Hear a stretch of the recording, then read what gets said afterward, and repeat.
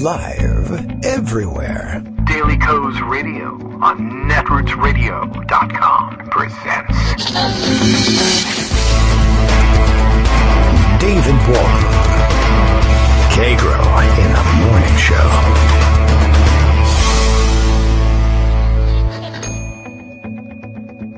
Now, here's David Waldman.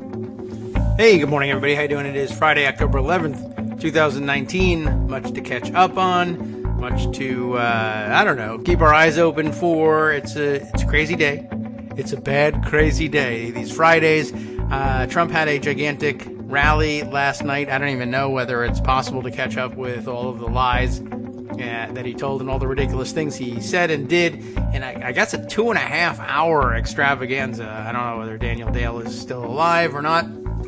But if so, perhaps we'll dive into his feed. I guess the big highlight of the evening was his idea of a reenactment of the conversation between I can't even remember the names of the players of the FBI agents who I guess were texting between one another. That he loves that subject so much, the lovers, as he loves to call them. Except this time, he acted it out as though they were actually, I guess, having sex during the conversation. So that's very presidential. Tan suit, ladies and gentlemen, is the worst thing that's ever happened to the presidency. Plus, there was the time that he sat on the Resolute desk. There's just no coming back from it. Is the presidency not diminished? Are they not correct about that? We have never regained the respect for the office of the presidency that was lost, apparently. I can't necessarily hang it on the suit or sitting on the desk or liking arugula or having orange juice instead of coffee necessarily, but it's clear that some respect, a great deal of respect that we used to have for the office of the presidency is now gone. So I'm sure they're pointing to themselves now and saying, yeah, I told you. Anyway, that's in the news. Yesterday we were able to tell you the news during the show that Lev Parnas and Igor Fruman had been arrested. More details on that since the show ended. Most of you have probably caught up on a lot of that. Apparently, though, we didn't get this part of the information out on the air yesterday. We didn't know it until after the show was over. I guess they were arrested at Dulles Airport. Both of them with one-way tickets out of the country. So, that's a thing. President Flight Risk has inspired them to take off to Vienna. And no one was really sure what they were going to Vienna for, or for that matter, whether Vienna was their final destination. I guess if I were absconding to Moscow, let's say, for instance, I might not buy a ticket to Moscow, although that would be the most efficient way of doing things. And certainly, I hate connecting flights, etc. But I guess I might consider buying a connecting flight through somewhere else just so that it didn't light up the computer screens that I was going to Moscow.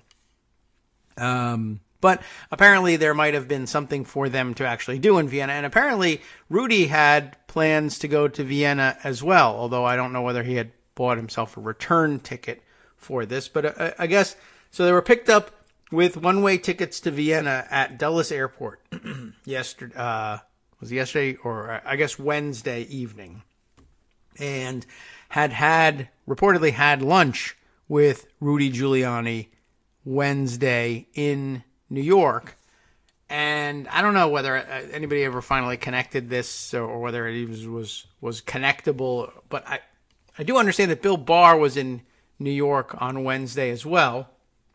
And apparently, his agenda wasn't necessarily on the up and up either. But I guess he was, what I saw reported was he was meeting with Rupert Murdoch, which is sort of an interesting pairing. Not really sure what they might have been discussing, but doesn't sound very good. And I don't know whether he passed any messages to Rudy Giuliani or met with them for lunch, for all I know, to tell them, yeah, your guys are under indictment and you got about 20 hours to get out of the country. Although why you would tip them off to that and then, sign off on their being arrested at the airport seems a little dumb, a little far-fetched, but who knows? Playing a little double agentry somewhere along the line, I got no idea. Whether that actually happened, but it's irresponsible not to speculate at this point.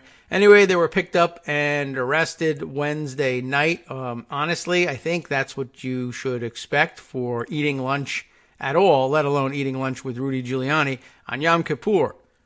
And, the retribution was swift, I suppose.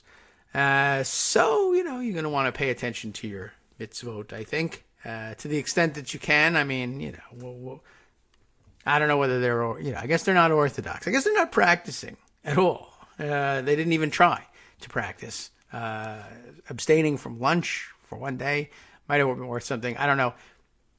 Maybe it would not have protected them at all in any way, shape, or form. But it seems like a sort of funny thing to say about people who got arrested 2 days ago. So, whenever you can crack a joke about somebody being busted by the FBI, I think you ought to take the opportunity to do that. All right. Let's get things started here. One way we can do so is taking a quick look at Twitter. Find out what Bill has in the way of marching orders for us. Daily Kos Radio is live now. And here's the deal. It's Lock 'em Up Friday. Good. Be the 12th caller. It's always the 12th. And you'll win a free pair of arrest warrants for the suspects of your choice. I think that's a very valuable prize. Would love to hear from you about what you'd do with them. Maybe it's Trump. Maybe it's, are they international warrants? Are we talking like Interpol Red Notice? Or does it have to be a United States warrant? Federal, local, state? What do I get? I want the terms clarified here. Anyway, wow. So plenty going on, as we mentioned. No real news out of Syria or Turkey on the fate of the Kurds. I think it seems so far that they've held things back in check a little bit, or at least let less news leak out of the region than we might have thought. But this is not to say that it has been without cost for the Kurds. The bombardment has not been as massive as some of us probably expected, but there have nonetheless been there's been considerable activity and casualties as well. That much I've seen. I don't know whether things are expected to be unleashed even worse in the near future. I also understand that at the UN Security Council, the United States, I guess it's not the first time, but the United States, ordinarily, in a move that would ordinarily be unexpected, joining the Russians in squashing a Security Council resolution condemning Turkey for its attacks, limited though they may have been, thancfully, I think, on the Kurds. But at any rate, not often the case. Usually, Russia will occasionally use its veto, its permanent member status, and veto a resolution like that. It's just usually the United States actually on the other side pushing that for, in front of the world community. Just a little bit more political union with Russia to own the globalists. You lib suckers, haha. I guess we have to sit by and watch this again. Just keep an eye on that and note that it is occurring and that we find ourselves more and more, mysteriously, more and more aligned with the finer points of Russia's own foreign policy. All right, let's see. Other news of some interest. I did see this mentioned elsewhere. Now I see a published report of it. I have the tweet of Steve Silberman, who many of you may follow on Twitter, who says, now it looks like Deutsche Bank has disappeared Trump's tax returns and scrubbed its servers. Isn't that interesting? Essentially, we had heard the story a few weeks back, maybe months now, that Deutsche Bank, in looking through the financial records it had kept on Trump, Deutsche Bank being the last bank in the world that would actually lend money to Donald Trump. And, they were still trying to protect themselves to some extent. They wanted to know what was the state of his finances before giving him personal loans valued in the hundreds of millions of dollars. And he turned over paperwork to them that reportedly included some of his tax filings. That interested the committees, I'm sure, and prosecutors as well. And they began to seek these documents through the courts from Deutsche Bank. Trump sued to intervene or intervened by filing suit seeking to block Deutsche Bank from complying with the document requests and or subpoenas. And I don't think ultimately that his case can stand, but it was, of course, a time-wasting maneuver. And now, in the interim, it turns out that Deutsche Bank, I guess, is telling the story that, well, while we were waiting for the court to resolve the question of whether or not we should be blocked from complying with these subpoenas and requests, we don't know, but something happened, and now all the tax information that we had on Donald Trump is gone.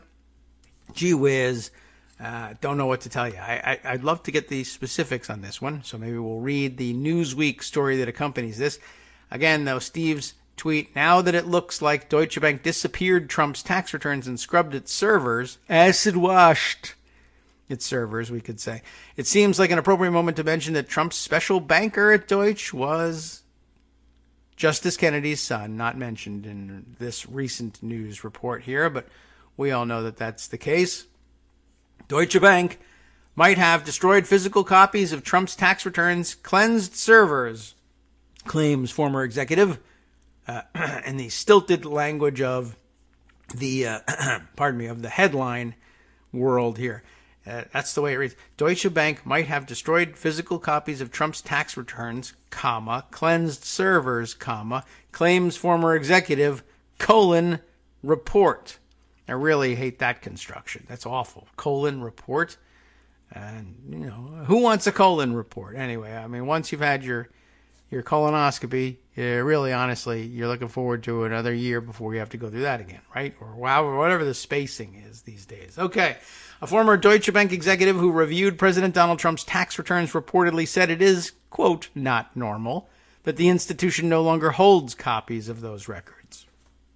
It does sound a little weird. Trump for many years relied on Deutsche Bank for loans to sustain his real estate business when many other institutions, all of them, would not lend to him because of his rocky financial history, which sucked. I think just to put a fine point on that. The president is accused by some, including his former attorney, Michael Cohen, of manipulating the value of his assets to either secure finance or reduce his tax bill. I think we can all accuse him of that safely. He has broken with precedent for presidents. That's cute. And refused to release publicly all of his recent tax returns. You know about that. Congress is investigating Trump's finances and attempting to get a hold of his tax returns from Deutsche, but the bank told the Second U.S. Circuit Court of Appeals that it did not hold them. I don't know what happened. David Enrich, I'm guessing at the pronunciation of his name, finance director editor at the New York Times, posted to Twitter a screenshot of his conversation with the unnamed executive in which they expressed surprise that Deutsche told a federal appeals court it did not have the president's tax returns anymore. It does sound like he's surprised about that. Let me just set that up again. So, Enrich, finance editor at the Times, posted to Twitter a screenshot of his conversation with an unnamed executive in which I guess they both did, but certainly the executive expressed surprise that the lawyers for Deutsche Bank told the federal appeals court they didn't have their returns anymore.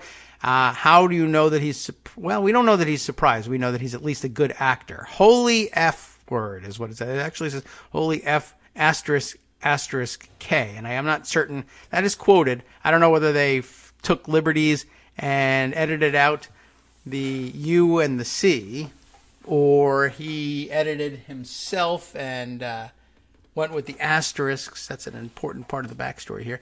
Well, that's what the executive wrote. Per the screenshot, it says, the circumstance could be that they returned any physical copies or destroyed any physical copies under an agreement with the client and cleansed their servers. Not normal, though. Deutsche Bank did not respond immediately to Newsweek's request for comment. They probably shredded it, the request. In previous statements, Deutsche Bank has said, we remain committed to cooperating with authorized investigations. But I guess not. At a congressional hearing in February, Trump's former fixer Cohen, who went to prison for tax fraud, campaign finance violations, and lying to Congress in past testimony, said the president reduced his real estate bills by artificially devaluing his assets, committing tax fraud. Moreover, Cohen said Trump inflated his assets to insurance companies, and probably to banks as well. He said the evidence could be found in Trump's tax returns. On Monday, a federal judge ruled that Trump's accountant, Mazars USA, I don't think we're up to date on this. Maybe we should take a look at this. On Monday, a federal judge ruled that the accountant should hand his tax returns and other financial records over to investigators at the Manhattan District Attorney's Office. Let me look in on that report. It's linked. They are probing the hush payments to porn stars alleging affairs with the president. Trump's lawyers attempted to block the Manhattan DA's subpoena of Mazars for 8 years of the president's financial records. The judge, Victor Marrero, wrote in his 75-page ruling, we'll just read the highlights maybe, that the case presented by Trump's attorneys was, quote, repugnant to the nation's governmental structure and constitutional values. Not good. For suggesting that the president, his family businesses, and also family businesses and associates are, quote, above the law. Well, that does sound like they got hit pretty hard. So this is distinct from the requests of the Mazars thing, distinct from the request by the committees. And here, I guess, the Deutsche Bank records were being requested by the Manhattan District Attorney's Office, not the committees themselves. And by the way, I guess the Ways and Means Committee, I guess, has fallen off a cliff. They haven't done anything in exercising their rights to get the tax returns. Let me take a look at what happened on Monday. Of course, it's another Newsweek article, so that might be perhaps a little limiting, but let's take a look. Judge orders Trump to release tax returns, calls lack of response repugnant to constitutional values. That's Alexandra Hutzler's report on the 7th of this month. By the way, I guess I should flip back and credit the writer of the Newsweek piece we just checked out, which was Shane Croucher. I don't know whether anybody listening actually gives us credit for going back and crediting people, but it feels like the right thing to do. And there are 2 hours to fill. Anyway, a federal judge ruled Monday that President Donald Trump's argument for not releasing his tax returns went against the Constitution and ordered his accountants to turn over 8 years of financial records to Manhattan's district attorney. I see. Is that... Now I got confused. Am I...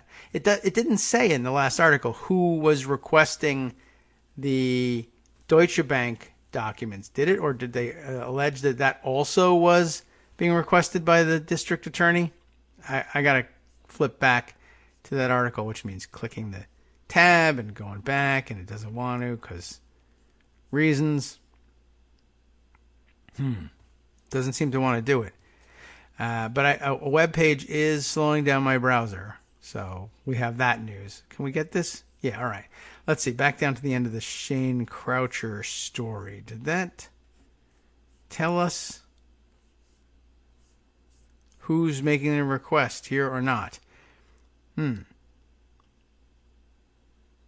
I mean, I think I've lost track of that in the confusion, the massive number of lawsuits. But that feels like that was one of the congressional committees making that request of Deutsche Bank. Anyway, over to the, the request from Mazars, which comes from the Manhattan District Attorney's Office. As we said, 75-page ruling. You'll recall the language. Repugnant to the nation's governmental structure. That's pretty harsh. And constitutional values. Bared to its core, the proposition the president advances reduces to the very notion that the founders rejected at the inception of the republic, and that the Supreme Court has since unequivocally repudiated, that a constitutional domain exists in this country in which not only the president, but derivatively, relatives and persons and business entities associated with him in potentially unlawful private activities are in fact above the law, Marrero wrote in his ruling. Marrero's dismissal of Trump's lawsuit means that the president cannot stop his accountants at Mazars USA, at least not with this ruling, from turning over his financial documents to Manhattan District Attorney Cyrus Vance Jr. Vance, who I wouldn't really trust as far as I could throw him, but whatever, has been investigating whether Trump broke any New York laws when he reimbursed his former personal attorney, Michael Cohen, for hush money payments made to two women. Maybe I'm wrong. I'm not being too harsh on Vance. I am correct. I don't love him. That's for sure. I don't trust him. I think that's enough to say. But I guess he might feel under enough pressure and scrutiny that he might actually follow through and do his job on this, and just not want to be involved in the more difficult to survive in New York, I would think, in Manhattan, controversy that would come from protecting the president. Better to expose him to criminal liability and ridicule and deal with the MAGA backlash, which in Manhattan I think will be relatively suppressed. Marrero's dismissal of Trump's lawsuit means the president can't stop his accountants, right, from turning over the information. Vance has been investigating this stemming from the Michael Cohen hush money payments. We know where that money went. Let's skip down a bit here. Trump's legal team sued to block the subpoena, arguing that the president would suffer irreparable harm if his tax returns were made public. So what, really? After Marrero rejected that president's case Monday, Trump's team said it would appeal the decision. They're looking just to burn clock.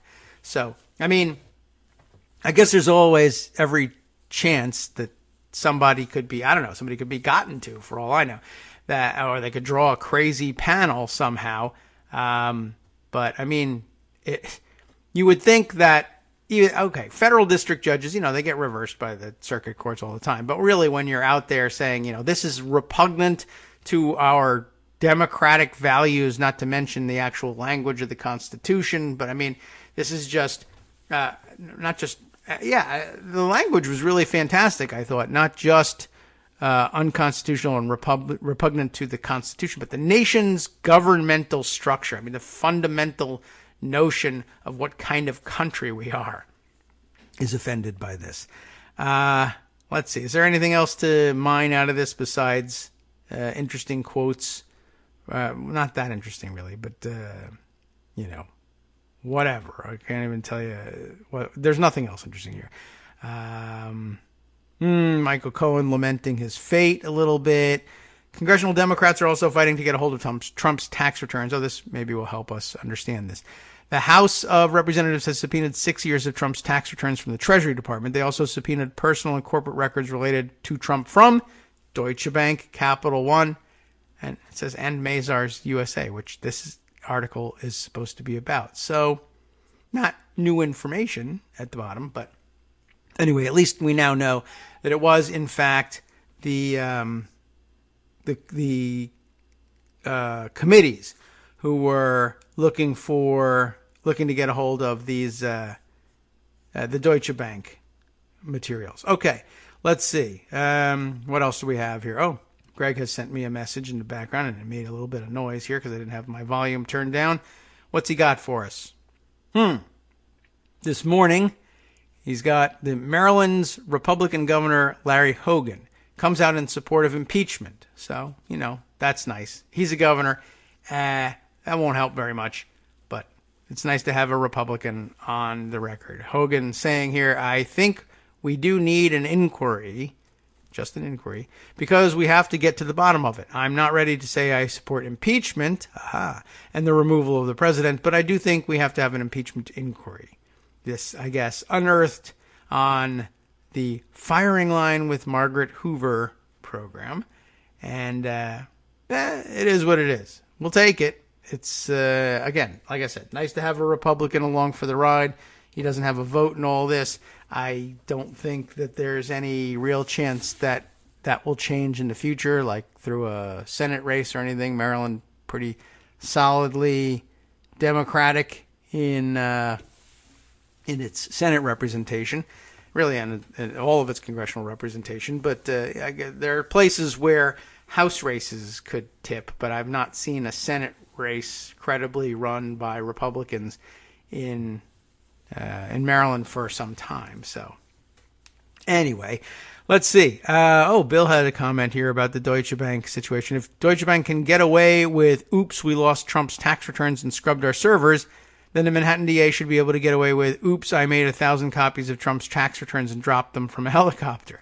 That's true. I mean, maybe the helicopter was on its way to the the server scrubbing station, and we don't know why all these paper copies fell out, but we were doing our best to keep it under wraps. It just didn't work out.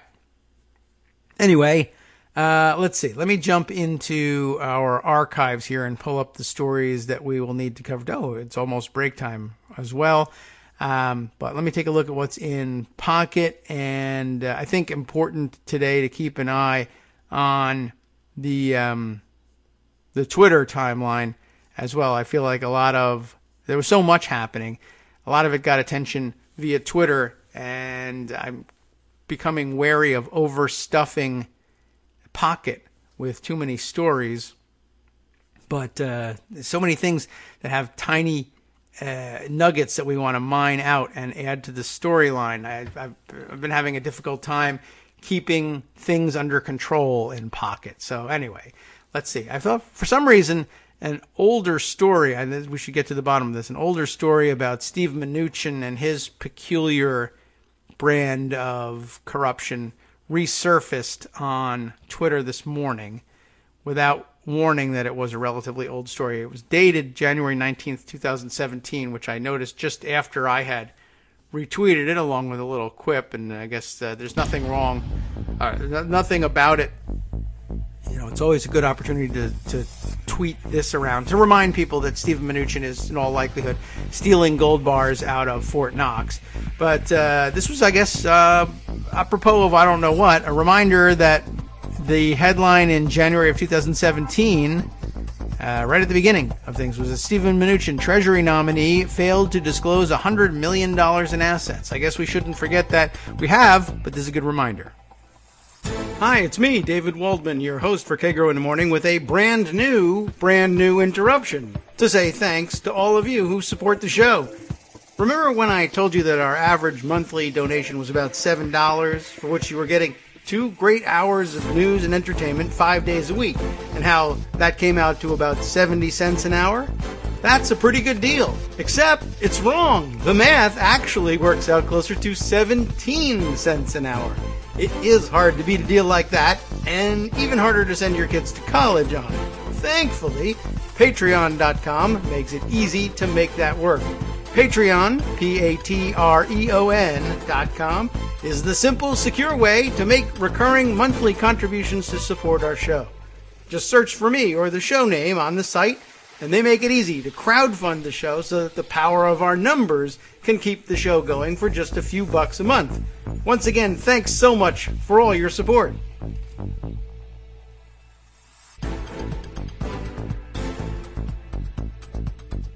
Welcome back now to the Kagro in the Morning Show here on Netroots Radio. Let's see, other things that we should probably catch up on. Greg also sent this note to me yesterday afternoon. Just so we're aware of it, and I don't have, I guess here's the Politico story that he sent along with it. Perhaps you heard Lindsey Graham was pranked the other day. Pranked, it says, by the same Russians who got to Adam Schiff, although I don't recall that story either. In a call with the, quote, Turkish defense minister, he called the Kurdish YPG a threat and said Trump wants to be helpful within the limits of his power in the Reza Zarrab case. Remember that? We just discussed that yesterday. So I guess there's a team of Russian hoaxsters. I don't know whether they're just like, are we talking about like Moscow radio hosts, or are we talking about actual, Russian government troll moving into hoax calling? Strange. Natasha Bertrand with this story for Politico. Let's see if we can get the rough idea here in the first couple paragraphs. Republican Senator Lindsey Graham has, in the last year, become something of a congressional point man for President Donald Trump's negotiations with Turkey. That actually kind of landed Michael Flynn in jail, but I think he's probably trying to be more careful. Anyway, he's been leading discussions on everything from Ankara's purchase of a Russian missile system over the summer to their more recent incursion into northern Syria. So when he received a call from the man he thought was Turkey's Minister of Defense earlier in August, it didn't strike him as unusual. Thank you so much for calling me, Mr. Minister. Graham said. I want to make this a win-win if we can. Golly, he's smooth. But it wasn't the Turkish defense minister at all. Instead, it was Alexei Stolyarov and Vladimir Kuznetsov, Russian pranksters with suspected ties to the country's intelligence services. How interesting is that? Pranksters with suspected ties to the intelligence services. Can I take a look at the linked proof being offered for this? This is from The Guardian. Russian pranksters discuss Putin and Skripal in a call with Boris Johnson. Interesting. That's from, well, I don't know when. There it is. May 24th, 2018. One of the duo presented to be the Armenian prime minister in an 18-minute phone conversation. Wow. So, I mean, I guess somewhere in this article they'll allege that there is a connection with the intelligence services, which is just an interesting thing to happen at all. But why not? I mean, I guess if you're going to be doing internet trolling, it's only one, it's a derivative step away to do prank calling. Though I would never have thought to weaponize that on behalf of the country. I want to offer to my country my services in trolling and prank calling. I think that would be fun. It's just no reason you can't put humor to work for your country. I've been trying to do it. It's just, doesn't catch on as much. Anyway, that's interesting. Should we do prank calls on this show? Can we prank Skype call anybody? Probably not. That's one of the big problems with it. You got to have telephone technology. And that's just beyond us, I guess. Okay. So these two pranksters go by the, I don't know what, trade names. Is that a trade, pranking? Lexus and Vovan. Don't know what that means, but okay. The duo have become notorious in recent years for their cold calls to unwitting, high-profile Western politicians, including Adam Schiff, as it turns out, leading some to suspect that they have had help from the Kremlin, according to The Guardian. Is it the same article, The Guardian? No, it's not. The Kremlin, this is another Guardian article. Kremlin calling, meet the Russian pranksters who say Elton owes us. The duo who prank called many influential critics of Russia deny links to its security services, but would they spoof Putin? I don't know. And I guess they called, who else have they? They've pranked Elton John, and they have pranked Erdogan himself. So I don't know what that is supposed to prove, but they're denying their links to the state security services, and that should ordinarily be a pretty easy link to deny, but things are different in Russia. Okay, so what happened with Lindsey Graham, and if at all possible, we can find out about what happened with Adam Schiff. A Schiff spokesman said at the time that the House Intelligence Committee informed appropriate law enforcement and security personnel of the conversation. So at least that happened. Kevin Bishop, a spokesperson for Graham, confirmed the call's authenticity to Politico. We have been successful in stopping many efforts to prank Senator Graham and the office, but this one slipped through the cracks, he said. They got him. And I guess eventually somebody will. I don't know how much blame I lay on them there, but I guess you got to be more careful in what you tell people. You can be fooled, but be guarded in so doing. The substance of Graham's conversation with Stolyarov, who was posing as Turkish Defense Minister Hulusi Akar, is newly relevant in the light of South Carolina senators' push for sanctions on Turkey as punishment for their offensive against the Kurds in northern Syria. Graham labeled the Kurds a threat to Turkey in the call, seemingly contradicting what he has said publicly in recent days. That's problematic. Graham also mentions Trump's personal interest in a Turkish bank case in the call that appears to refer to a U.S. case involving Reza Zarrab, an Iranian Turkish gold trader, maybe, sort of, and client of Trump's personal lawyer, Rudy Giuliani. Bloomberg reported on Wednesday that Trump had asked then Secretary of State Rex Tillerson in 2017 to help persuade the Justice Department to drop the Zarrab case. The prankster's conversation with Graham, a Trump ally who has the president's ear on most national security issues, also raises obvious questions about potential security breaches. While the pranks appear on their face to have been relatively harmless, the incident suggests it's getting easier for bad actors to elicit sensitive information from policymakers. Stolyarov provided Politico with a recording of their call, And in the call, Graham was primarily concerned with getting Turkey back into the F-35 program and urging the defense minister to refrain from using Russia's S-400 anti-aircraft weapons system, which was fully delivered to Turkey last month in defiance of requests from the U.S. and NATO.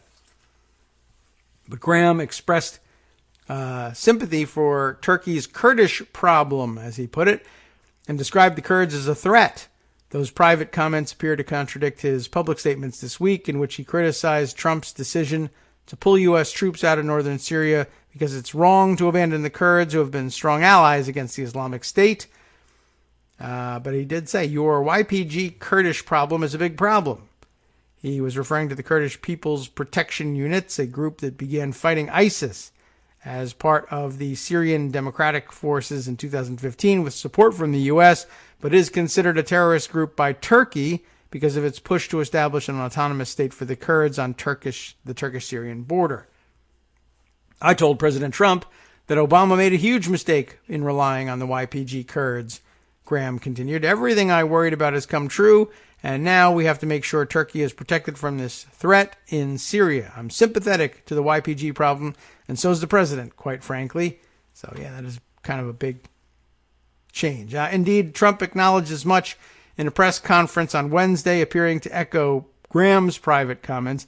If you read today, a couple of reports saying that when President Obama started this whole thing, Trump said, as you know, it was started by President Obama. He created a natural war with Turkey and their longtime enemy, PKK. And they're still there. Turkey has been in conflict with the PKK, also known as the Kurdistan Workers' Party, since the 1980s. Both Turkey and the U.S. consider it a terrorist organization. Oh, did he not say that part? Okay, maybe that. Well, where's the quote ends there? After, and they're still there. Okay, sorry about that. We put too much in Trump's voice. After Trump issued a surprise statement on Sunday night announcing the removal of U.S. forces from northern Syria and political union with Russia, Graham warned Turkey that the country would be sanctioned if it attacked the Kurds, which the Turkish military did just hours after American troops were removed from the area.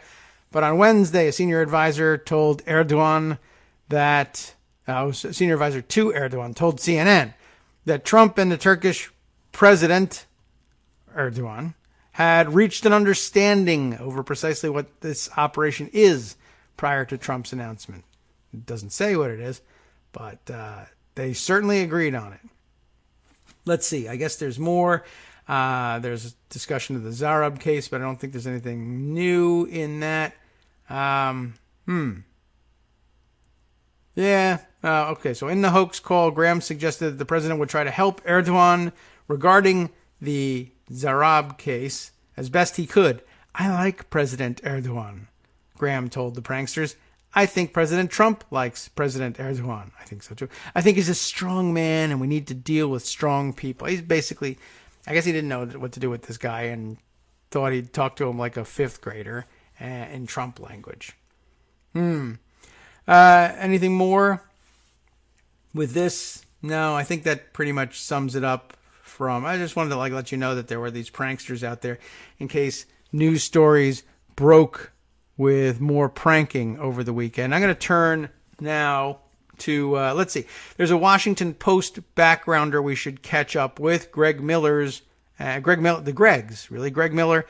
Jaffe teaming up on an all-Greg news hour here. At least 4 national security officers or officials raised alarms about Ukraine policy before and after the Trump call with the Ukrainian president. So more alarms ringing than we originally knew. Not all of them will have joined in the whistleblower report. They don't have to file new reports either. I mean, the report is still live. They can just corroborate it. And I think that's what makes this interesting. So this reported last evening. At least 4 national security officials were so alarmed by the Trump administration's attempts to pressure Ukraine for political purposes that they raised concerns with a White House lawyer, not really the place to go, both before and immediately after Trump's July 25th call with that country's president, according to U.S. officials and other people familiar with the matter. The nature and timing of the previously undisclosed discussions with National Security Council legal advisor John Eisenberg indicate that officials were delivering warnings through official White House channels earlier than previously understood, including before the call that precipitated a whistleblower complaint and the impeachment inquiry of the president. At the time, the officials were unnerved by the removal in May of U.S. ambassador to Ukraine by subsequent efforts by Trump's lawyer, Rudy Giuliani, to promote Ukraine-related conspiracies, as well as by signals and meetings at the White House that Trump wanted the new government in Kiev to deliver material that might be politically damaging to the Democratic presidential candidate Joe Biden. Those concerns soared in the call's aftermath, officials said, because he spent the call saying, I want those things. So, of course, they soared. Within minutes, senior officials, including the National Security Advisor, John Bolton, were being pinged by subordinates about problems with what the president had said to his Ukrainian counterpart, Zelensky. Bolton and others scrambled to obtain a rough transcript that was already being locked down on a highly classified computer network. When people were listening to this in real time, there were significant concerns about what was going on. Alarm bells were kind of ringing. I could imagine it. The stupid idiot is in the residence and it can't get to him, and he's promising, this guy is bananas. Somebody go in there and hit him over the head with a brick. Stop him. Can you imagine? Well, you don't have to. It happened. So, alarm bells were kind of ringing, said one person familiar with the sequence of events inside the White House, who, like others, spoke on condition of anonymity to discuss sensitive matters. People were trying to figure out what to do, how to get a grasp on the situation. Hit him with a brick, right? It's unclear whether some or all of the officials who complained to Eisenberg are also the ones who later spoke to the whistleblower.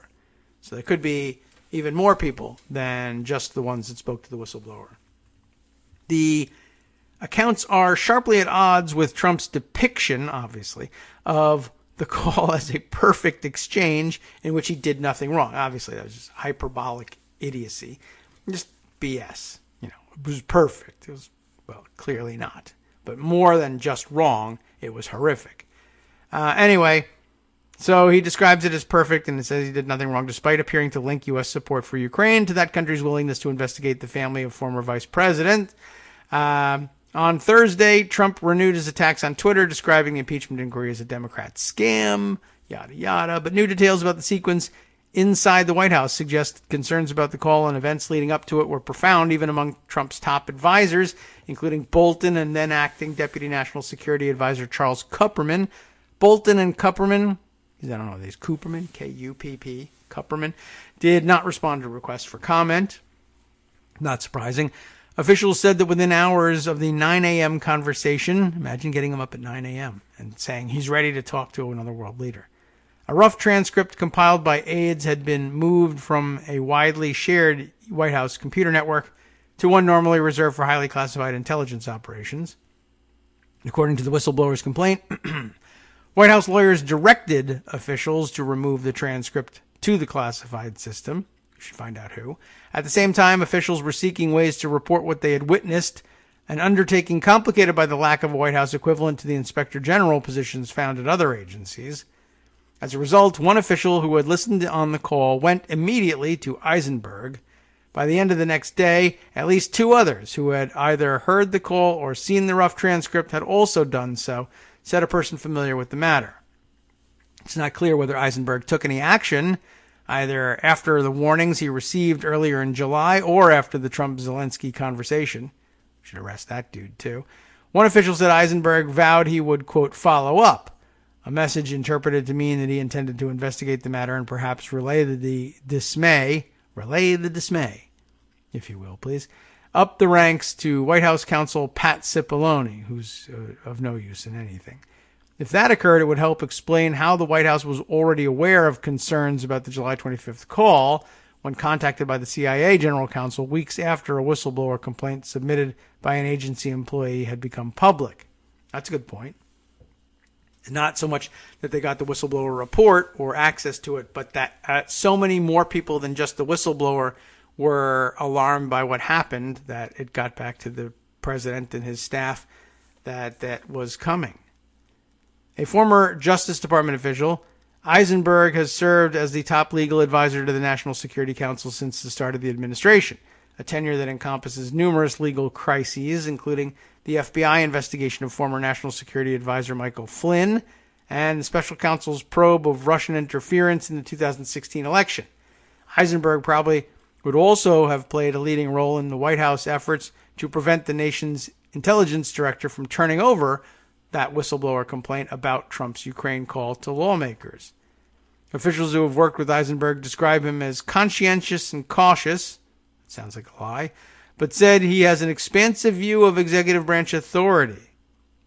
One former Justice Department colleague said he is an honest broker but has a disdain for Congress, so not an honest broker. I mean, that's the sort of thing that would be immediately critiqued by Trump, certainly, as an implicit, he doesn't know the word implicit, but a bias that makes him ineligible to make any decisions in this case. So, but when it's one of his own people, they're conscientious, but happen to have a disdain for the rule of law. Cipollone, what do we ever decide on that guy? Cipollone delivered a blistering letter, yowza, to House Speaker Nancy Pelosi. I think that's the bananas letter, though, this week, describing the impeachment probe as unconstitutional and vowing that the administration would not cooperate. The absence of any clear action by Eisenberg or others may have contributed to decisions by White House insiders to relay their concerns to a CIA employee who assembled the information they supplied into a whistleblower complaint that he submitted on October 12th to the U.S. Intelligence Community's Inspector General. It says he, I don't know whether that's intentional or not. A memo turned over to congressional investigators suggests that the whistleblower, who has not been publicly identified, was contacted by a White House official on the afternoon of the July 25th conversation. The complaint lays out many of the concerns that White House officials had shared with Eisenberg and others in the weeks leading up to that phone call. Those involved in sounding alarms were not a swamp, not a deep state, said a former senior official. Rather, they were White House officials who got concerned about this because this is not the way they want to see the government run. Officials traced the origins of their initial concerns about Trump and Ukraine to the abrupt and unexplained removal of the U.S. ambassador to Ukraine, Marie Yovanovitch, after she became the target of a right-wing smear campaign that accused her, with no apparent evidence, of undermining Trump and his policies. NSC officials were alternately baffled and alarmed by the behavior of Giuliani, who was agitated for Yovanovitch's removal and proceeded to declare on cable television interviews that he was pressing Ukraine to reopen a corruption probe of an energy company that had paid Hunter Biden. Now their figure is up. They like to now say up to $100,000 a month to serve as a board member. $50,000 wasn't interesting, people, I guess. Biden has been criticized for taking that position while his father was VP and involved in Ukraine policy, but the younger Biden has never been accused of wrongdoing in his role as a board member for the company, Burisma, and there's no evidence to support the contentions by Giuliani and others that Joe Biden, intervened inappropriately. In his frequent meetings and conversations with Giuliani, Trump also became increasingly focused on Kiev-centered conspiracies, including a bizarre claim that the Democratic National Committee had not actually been hacked by Russian intelligence in 2016, and that the evidence, the infected machines, had been smuggled to Ukraine and kept there in hiding. Concerns about the administration's interactions with Ukraine ticked up further when the U.S. ambassador to the European Union, Gordon Sondland, asserted that he had been put in charge of relations with Kiev by the president. Sondland, who had operated a hotel company, got the Brussels-based ambassadorship after donating $1 million to Trump's inauguration. Sondland's agenda in Ukraine, which is not a part of the European Union, began to clarify during a meeting at the White House in early July with Bolton, then U.S. Special Representative for Ukraine Kurt Volker, and a pair of advisors to Ukraine's new president. Amid a broader discussion in which the White House officials were encouraging Ukraine to continue its work to eliminate corruption in the country's energy sector, Sondland blurted out that there were also investigations that were dropped that needed to be started up again. According to a U.S. official familiar with the matter, senior officials understood Sondland's statement to be a reference to Burisma and Biden. Bolton went ballistic after the meeting, and in the ensuing days, senior NSA officials, including Bolton and Kupperman, huddled over their concerns about Ukraine. These worries were also shared with Bill Taylor, who had been dispatched to Ukraine to serve as acting ambassador after Yovanovitch's removal. Taylor pressed Sondland in a series of text messages before and after Trump's calls. President Zelensky is sensitive about Ukraine being taken seriously, not merely an instrument of Washington domestic re-election politics. Taylor wrote to Sondland in the days leading up to the call. Weeks later, Taylor's tone grew more alarmed. As I said on the phone, I think it's crazy to withhold security assistance for help with the political campaign, he wrote to Sondland. Sondland backed out of a scheduled appearance before House impeachment investigators this week after being ordered not to participate by the administration. Hearings with other officials, however, appear to remain on track. Yovanovitch is scheduled to testify Friday, that's today, and Fiona Hill, who was the top White House aide on Russia, is due to meet with congressional investigators on Monday.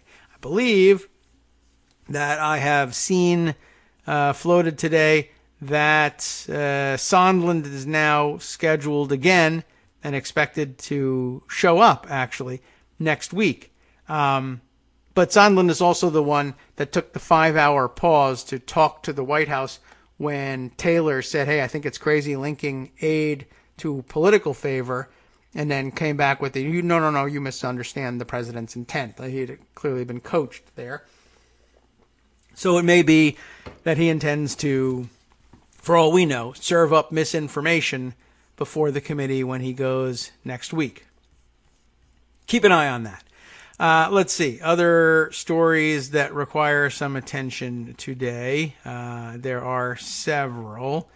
Where is the best place to begin? I think maybe if we scroll back a little bit, we're coming up on our top of the hour break, we'll find some of the other interesting takes that I wanted to share. Maybe this one we might be able to fit in before the break. Since we didn't have Joan with us on Wednesday, we'll read another Joan story, as we did during the taped program on Wednesday.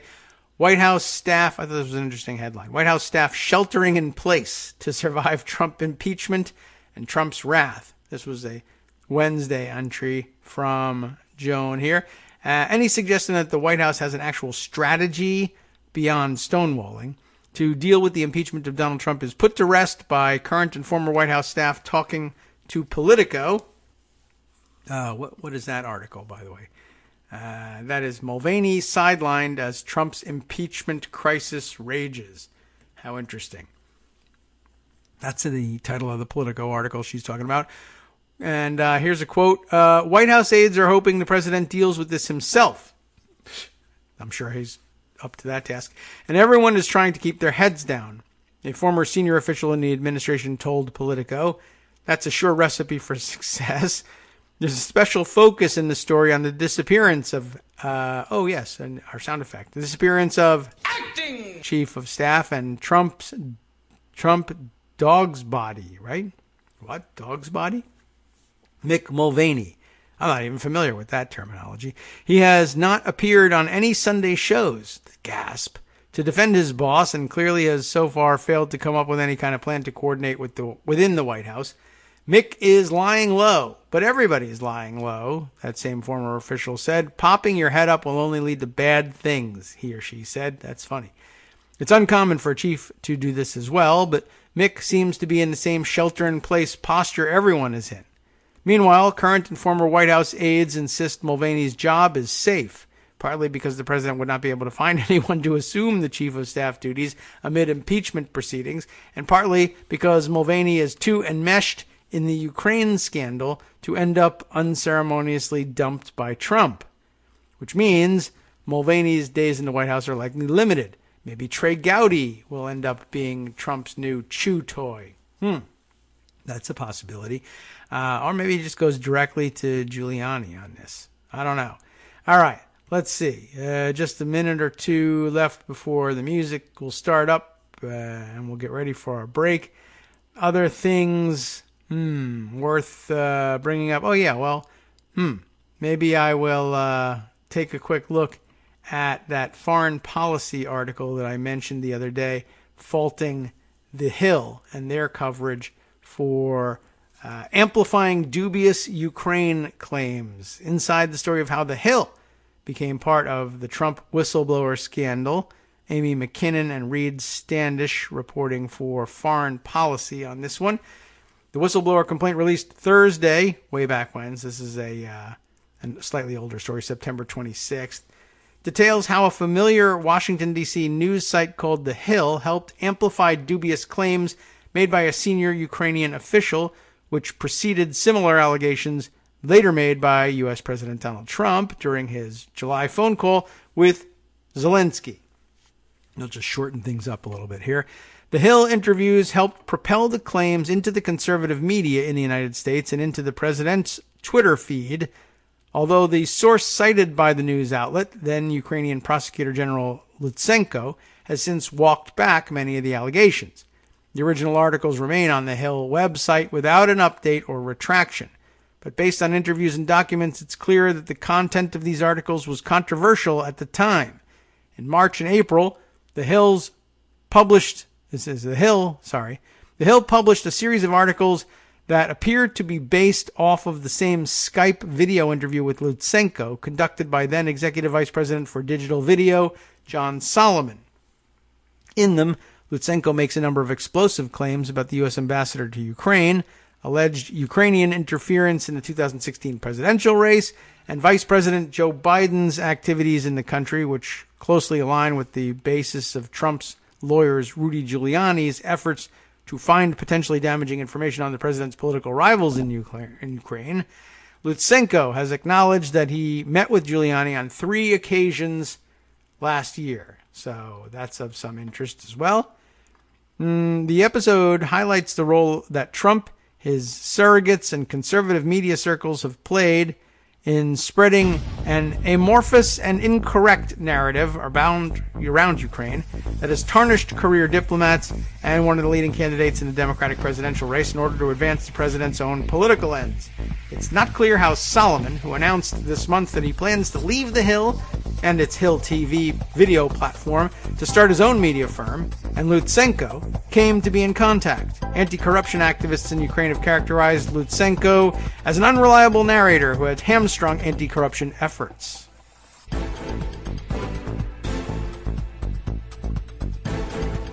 Welcome back now to the Kagro in the Morning Show here on Netroots Radio. And let's see, where do we leave off in this article? Let's just continue on with this thing. He was a very discredited person. We're talking here about former Prosecutor General Lutsenko here. Very discredited person with almost zero trust from the citizens of Ukraine, said Daria Kalenyuk. I believe we've heard that name before. The executive director of the Ukrainian Anti-Corruption Action Center. According to a document reviewed by Foreign Policy, in May of this year, a coalition of 20 Ukrainian non-governmental and non-profit organizations sent a request to the U.S. Office of Foreign Assets Control that sanctions be placed on Lutsenko under the Global Magnitsky Act. Wow, I didn't realize it rose that high. Which allows the United States to impose asset freezes and visa bans on people suspected of involvement in human rights abuses or corruption overseas. Being recommended for sanctions is not proof that a person is guilty of the allegations made by those who nominate them. Kalenyuk said that she did not think the claims made in Lutsenko's interviews with The Hill were intended for a Ukrainian audience. They were meant for the United States. Basically, he was playing a role designed for him by someone who understands well how politics in the United States and in Ukraine works, said Kalenyuk, but she said that she did not know who that could be. The Hill, by the way, did not respond to a request for comment. On Thursday, Solomon tweeted, "Lots of reporters calling me after reference to my reporting and whistleblower complaint. Here's my response. I stand by my stories 100%, all of which are completely accurate and transparent." And perfect, I guess. We embedded the documents and videos we collected in each story for all to see. In an interview published by The Hill in late March, Lutsenko said that the then U.S. ambassador to Ukraine handed him a list of names of officials and instructed him not to prosecute them. The claims created so much pressure around the ambassador that she was removed from her post early, according to the whistleblower complaint, published, as we said, in the end of September. In March, the State Department denied the claims against Ambassador Marie Yovanovitch, and in a statement given at the time to Radio Free Europe and Radio Liberty, said it was intended to tarnish her reputation.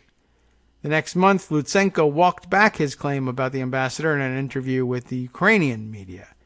Days after the Hill interview was broadcast, the ambassador came under fire from conservative commentators in the United States, some of whom called for her to be removed, saying that she had badmouthed the president, a claim that current and former officials have told Foreign Policy was unfounded.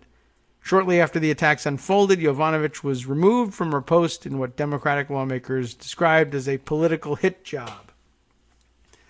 The whistleblower complaint notes that Lutsenko's allegation about the ambassador began shortly before the first round of the Ukrainian presidential elections on March 31st, when former President Petro Poroshenko, whose government had been criticized by the ambassador for not doing more to tackle corruption, was trailing in the polls against Zelensky, who campaigned on an anti-corruption platform.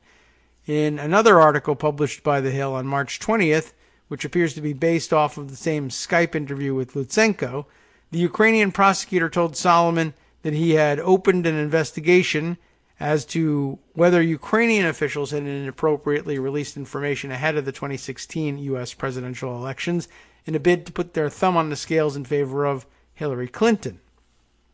The allegation centers on the idea that Ukrainian officials fabricated and leaked financial ledgers belonging to the ousted Ukrainian President Viktor Yanukovych, detailing payments made to Paul Manafort in a bid to damage Trump's former campaign chairman. The claim has been widely refuted by Ukrainian anti-corruption activists. I suppose if you're just making up the ledger, why not just say that Yanukovych paid Trump? I guess at that time people thought might be too unbelievable. It would work now. According to the memo released by the White House yesterday, again, this is back at the end of September, Trump suggested his July call with Zelensky in his call that the roots of the Mueller investigation lay in Ukraine, not Russia, although Mueller himself said it was triggered by 2016 revelations by a Trump campaign staffer that Russia had damaging information on Clinton. That would be Papadopoulos, right? Unconfirmed allegations about Biden, who's running to unseat Trump, and his son, as well as reports about collaboration between Ukrainian officials and the Clinton campaign, have been fanned by conservative media since Trump's election, but the publication in The Hill led to renewed action and scrutiny.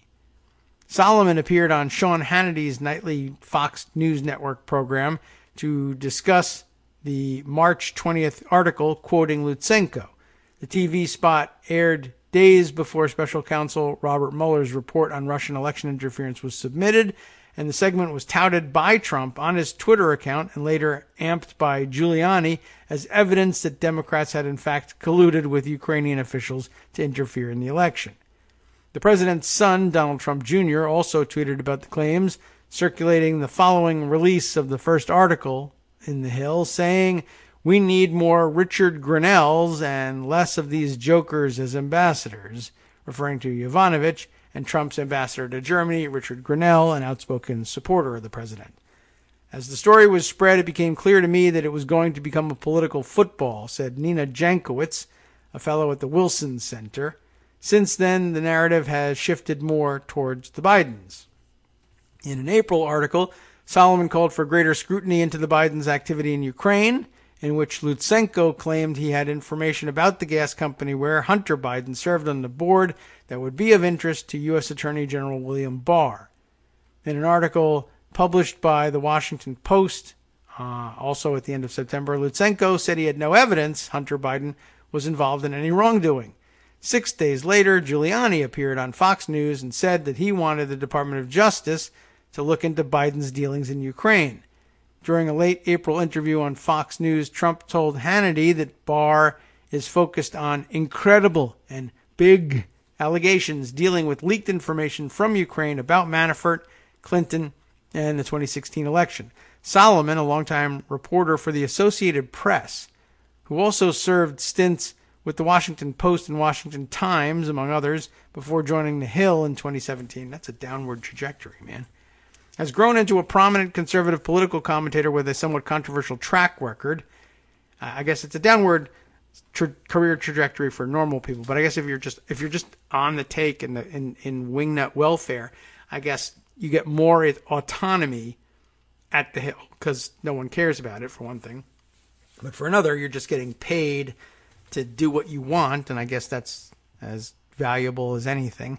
I guess more valuable to him than the prestige of working for a better name in journalism. But anyway, his stories in The Hill and regular appearances on Hannity were also reportedly a source of frustration for staffers at The Hill, who worried that his partisanship could tarnish them and the newspaper. Well, it did. In May, reports first surfaced that Giuliani was planning to go to Ukraine to look further into allegations around Biden and his son. Amid growing criticism, Giuliani called off the trip, but he still managed to secure meetings with Ukrainian officials and has continued to appear on television and speak with journalists. The Hill played an important role in feeding this story, Jankowicz said, but I'm not sure if this would have come about without Giuliani's central role. So it's not all the Hill's fault, but they're going to take a ding for this, and I guess they should. They tolerated John Solomon for too long. He had been embedded with them to give him mainstream credibility while he was in fact being reprogrammed as a tool of the extreme right. So I guess, golly, that's really something to consider, don't you think? All right, let's see. It's the weekend fast approaching. I got two directions I can go with this. One would be another story of possible, I don't know what you would call it exactly. We'll say weirdness in the so-called mainstream media. Why don't we go with that? And then I'll try and get to, before we break for the weekend, we got to start discussing Joe DeGeneva and Victoria Tensing and their role in all of this, because I think that's going to start exploding too. All right. But first, to carry on the media theme, let's make you aware of this one. This in the Daily Beast, reported by, stop shifting around from the pop-up ads, please, Kevin Poulsen and Maxwell Tani, T-A-N-I. Hope I got that close to correct. Real Clear Media. You've heard about those guys. We hear about Real Clear Politics all the time, right? From Greg, usually, because of their poll aggregations. But something's weird in Real Clear Media world. What is it exactly? Let's find out. Real Clear Media has a secret Facebook page to push far-right memes. That doesn't sound good. Real Clear Politics has carefully cultivated a nonpartisan image. Oh, yes, people were chiming in about that on Twitter. Like, when was Real Clear Politics nonpartisan? And I guess their polling appears to be relatively nonpartisan because, it's not so much, only so much you can do with the data. But, yeah, I've always thought their political coverage was pretty right-leaning, and it is. Real Clear Politics has carefully cultivated a nonpartisan image, while in the shadows, its parent company pushes images of killer Clintons and freedom-loving Kremlin. Interesting. Let's get right to it then. The company behind the nonpartisan news site Real Clear Politics has been secretly running a Facebook page filled with far-right memes and Islamophobic smears, the Daily Beast has learned. Called Conservative Country, the Facebook page was founded in 2014 and now boasts nearly 800,000 followers for its mix of Donald Trump hagiography and the ultra-conservative memes. One recent post showed a man training 2 assault rifles at a closed door with the caption, "Just sitting here waiting for Beto." Others wink at right-wing conspiracy theories about Barack Obama's, quote, ties to Islam, or the Clintons having their enemies killed, or portray Muslim members of Congress as terrorist infiltrators. The page is effusive with praise for Vladimir Putin, and one post portrays Russia as the last bastion of freedom in Europe. Sounds rather suspect, don't you think? It's a far cry from the usual fare on Real Clear Politics. Founded in 2000, the site was an early online aggregator of political news, curating links to widely read politics stories and opinion articles in other major outlets. The site has become synonymous with its polling aggregator, which is regularly cited by news organizations on both sides of the aisle as an objective metric of major political races. In recent years, the site has expanded to cover healthcare, finance, foreign policy, and more. And that may be the trick right there. Give yourself a reputation as a polling aggregator so that your name gets called all the time in a context that makes it sound like what Real Clear Politics does is in fact neutral, middle-of-the-road stuff. That's all the polling may be, but I guess all the rest of the content, well, that could be very, very different. But if you've whitewashed yourself in the media, I guess mission accomplished. There's no hint of conservative country's provenance on its Facebook About page, which reads in total, "Government is not reason. It is not eloquence. It is force. And force, like fire, is a dangerous servant and a fearful master." It's an apocryphal quote attributed to George Washington. But in 2017, Conservative Country was linked as the official Facebook page for a now defunct political news site using the same name and logo, conservativecountry.net. That website featured professional writers instead of memes, but it too omitted any mention of who owned or operated the site, like the Federalist. The Daily Beast connected conservativecountry.net to Real Clear through archives on the Wayback Machine, which showed that the website had Real Clear's Google Analytics tracker code and that some of the site's images were served from the WordPress account of Real Clear's chief technology officer. Interviews with former editorial staff of conservativecountry.net confirmed that it was a stealth Real Clear property. It was a site put out through Real Clear Media, said Kevin Whiteley. That's his last name, not how he says it. There was a site put out through Real Clear Media, said Kevin Whiteley, whose name is actually Kevin Whiteley, who in an interview with the Daily Beast recalled coming to Real Clear in April of 2016 by way of Craigslist, a Craigslist help wanted ad, super official and professional. He worked out of a Real Clear the Real Clear's Chicago headquarters, and at his first job was writing for the publisher's branded websites. And then they launched Conservative Country to do conservative politics. He said, once they started Conservative Country, I was just writing for Conservative Country. Say it some more, why don't you? Real Clear Politics has taken major pains to be seen as nonpartisan and non-ideological in its reporting. The site's news reporting focuses on horse race style coverage of elections, evenly weighing opinions from both parties, and while the Real Clear pages curate a mix while the Real Clear pages curate a mix of stories and opinion articles from sites across the political spectrum. There we are, back straight here. But the willingness to share and aggregate all political views has also made the site more receptive to Trump-friendly writing than some other outlets. Of the 7 featured opinion writers listed on a tab on the site, 3, including occasional Trump advisor Steve Cortez, are openly supportive of the president's agenda. Conservative Country isn't the first ultra-partisan title that's been connected to Real Clear. A 2017 SEC filing listed Real Clear co-founder John McIntyre as director at Federalist Media, which goes by FDRLST, like no vowels, Federalist Media, and put both companies at the same Chicago address. Federalist Media is the parent company of The Federalist, the conservative news site behind last month's false story claiming the deep state secretly revised official whistleblower regulations to allow the Trump-Ukraine whistleblower to provide secondhand information.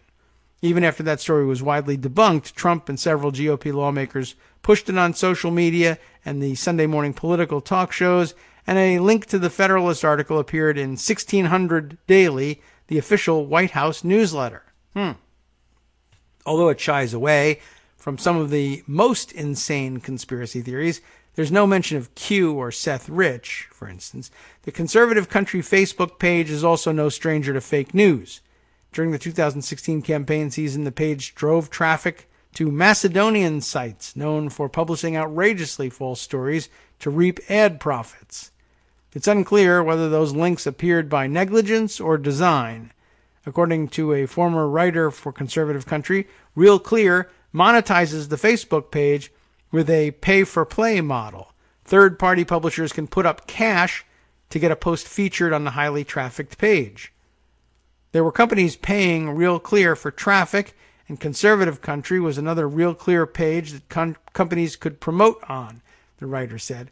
The whole thing was money-based, not activist-based or anything like that. Real Clear didn't respond to questions about the Facebook page, but acknowledged that it created the website.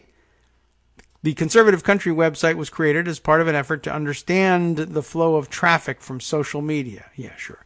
Particularly Facebook to political websites, said Real Clear CTO Anand Ramanujan, I'm guessing is the pronunciation of that, in an email to the Daily Beast. There are no other non-Real Clear titles out there. I bet you will find that's not the case. Account of the Conservative Country posts featuring external links suggest the page's main purpose is driving traffic back to Real Clear's own properties. Some 240 of the 1,070 external links posted on the page since January 2017 are to Real Clear Media's flagship title, Real Clear Politics. Well, why that's a tongue twister at this point, I don't know. Fox News comes in a distant second with 71 links, followed by 41 posts linking to the conservative commentary site American Thinker. We have a contract with Real Clear Holdings to handle some of our non-editorial functions, said American Thinker's founder Thomas Lifson, who asked generally about his site's relationship with Real Clear. It is unusual for media companies to run pages without disclosing their ownership, a real media company anyway. In an email to the Daily Beast, Kelly McBride, a senior vice president at the Media Monitoring Poynter Institute, noted that transparency is a crucial element for readers seeking to understand whether they can trust a news outlet. Legitimate and respectable news organizations are transparent about their ownership, McBride said. It should be clear to the audience consuming a news product who the owner is. Conversely, audience members who are interested in ownership structures should be able to see all the media properties owned by a corporation. Others don't see it as a problem. The more extreme bigoted memes appearing on the Facebook page are, quote, certainly not a good look for Real Clear Media, unquote. Dan Kennedy, an associate professor and media ethicist at Northeastern University's School of Journalism, told the Daily Beast, but I don't think it calls into question the credibility of Real Clear Politics. Well, you're wrong, Dan. I'm not sure if this is an exact analogy, but the Wall Street Journal is still one of our great newspapers, and no one expects them to disclose that it is owned by the same company as the Fox News channel, which these days has gone full QAnon in some of its programming, he said. It happens to be a well-known fact, but yeah, they do have an obligation to disclose that. I disagree. With a full-time editor and a handful of paid freelance writers, the Conservative Country website was more costly to run than a Facebook page.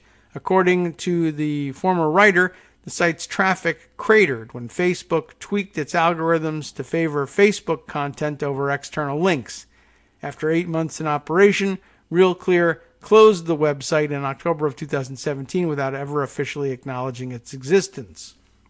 Whiteley, who served as ConservativeCountry.net's line editor for the life of the site, said he doesn't know why Real Clear's branding never graced Conservative Country. I can confidently say that there was nothing sinister about that, he said. Maybe whoever built the site didn't think to put that there. I doubt it. And my guess is that even if it didn't turn out to be effectively sinister, that the purpose was exactly that. All right, let's see. Greg has sent another note here with some breaking news from Andrew Desiderio. Andrew, the congressional reporter for Politico. The breaking news: appeals court has rejected, can you believe it, Trump's appeal of the House Oversight Committee's subpoena for his financial records. Big win for House Democrats. This is the Mazars story. Okay. Let me take a look here. It's got a screenshot of the order. Is that what we've got here? The ruling. U.S. Circuit Court of Appeals for D.C. Circuit. Donald Trump as the appellant, Mazars and the Committee on Oversight and Reform of the U.S. House of Representatives as appellees in this. Let's see. This cause came on to be heard on the record on appeal from the United States District Court of the District of Columbia, argued by counsel. On consideration thereof, it is ordered and adjudged that the judgment of the district court appealed from in this case be affirmed in accordance with the opinion of the court filed herein this date, per curiam ruling for the court. And that's that. That leaves us with only the Supreme Court, I guess, left for dealing with this. And I don't know whether that's something they're going to want to take up or not, but I guess this is one of the first tests. We'll see. D.C. Circuit opinion upholds the lower court decision by Judge Amit Mehta, who said the subpoena was valid. Decision was 2-1 with Trump-appointed Judge Naomi Rao dissenting. Can you believe it? The case could theoretically head to the Supreme Court, says Andrew, but House Democrats have won it decisively in both the district and appeals courts. Mazars will now likely be forced to turn over Trump's financial records to House Democrats, who are, of course, actually acting on behalf of the whole goddamn committee. And when are they going to stop doing this? You'll notice that the styling of the case is Donald J. Trump et al., appellants, versus Mazars USA, LLP, and Committee on Oversight and Reform of the U.S. House of Representatives, not committee Democrats or anything of the sort.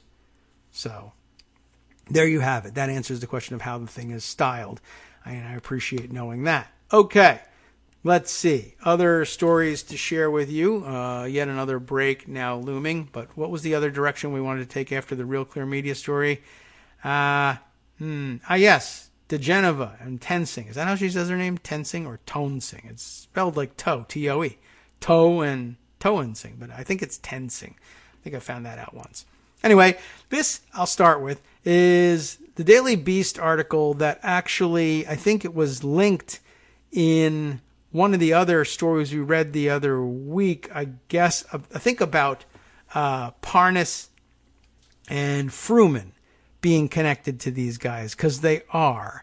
And this is background on them, and I think there's been more reporting since that just confirms this. Trump-supporting lawyers DeGeneva and Tensing, who have been making some TV appearances of late, teamed up with Giuliani to dig up Ukraine dirt on Biden.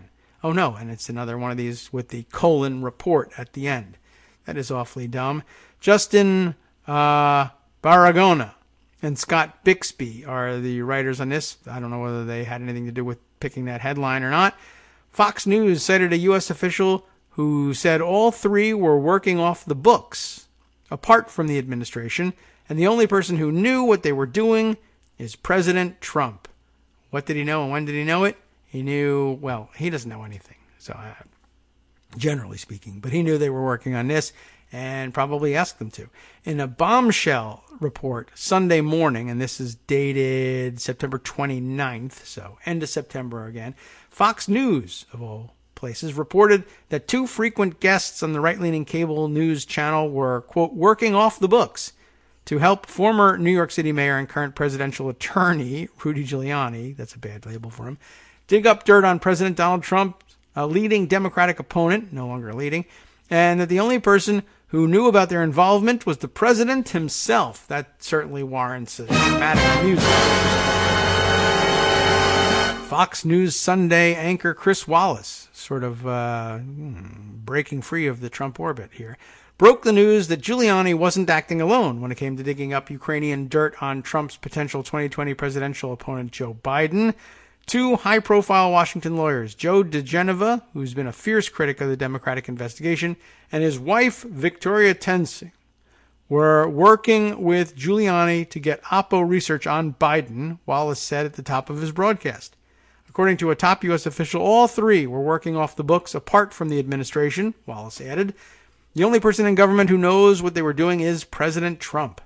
Giuliani has denied working with any other attorneys in his quest for Ukrainian-provided information on the Biden family in recent appearances on Fox News, denials that the network's own reporting now calls into question.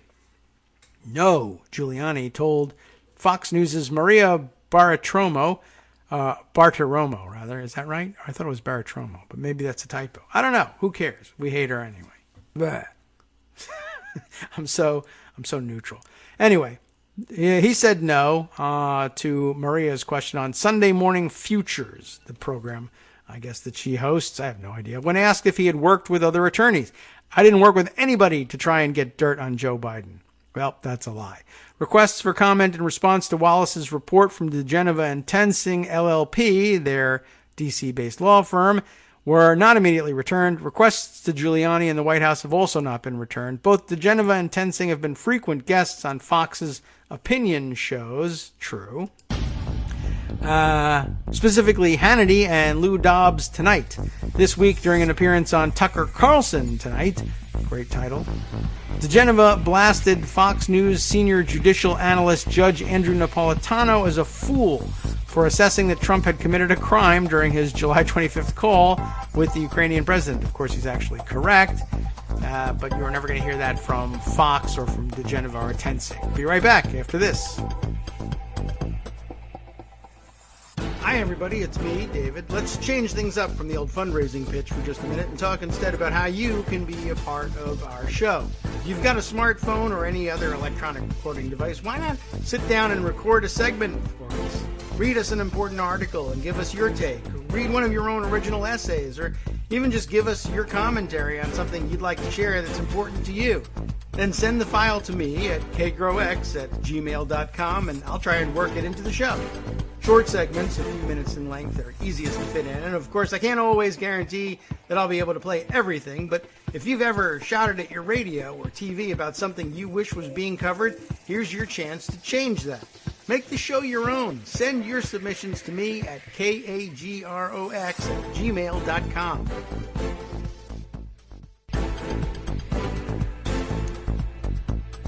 Welcome back now to the Kagro in the Morning Show here on Networks Radio. Let's continue with this story about diGenova and Tensing here.